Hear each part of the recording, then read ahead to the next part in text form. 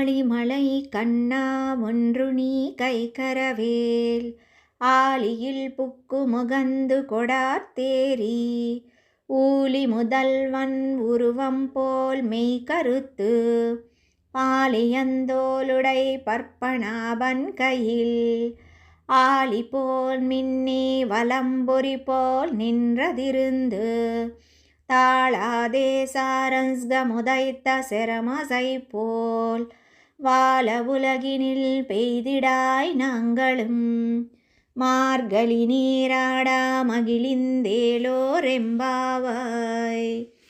గంభీరమైన స్వభావము కలవాడవై వర్షము కురియునుటివో మేఘదైవతమా, నీవు వర్షజలమును అనుగ్రహించు దాతృత్వములో ఏమాత్రము సంకోచము చూపవద్దు.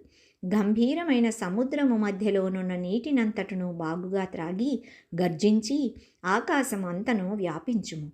సమస్త జగత్తులకు కారణమైన శ్రీమన్నారాయణుని శరీరము వలె దివ్యమైన నల్లని స్వరూపము ధరించి ఆ భగవంతుని సుందర విశాల దీర్ఘ బాహువుల జంటలో కుడి చేతి అందలి చక్రాయుధము వలె మెరియుచు ఎడమ చేతి అందలి శంఖము వలె మధుర గంభీరముగా ఉరిమి ఆ భగవంతుని సార్గమను ధనుస్సు నుండి వెలువడివచ్చు బాణముల వలె వర్షధారలు లోకమునంతను సుఖింపచేయునట్లును మేము సంతోషముతో మార్గశీర్ష స్నానము చేయునట్లును వర్షించుము అని ఆండాల్ ఈ పాసురములో ప్రార్థించుచున్నది.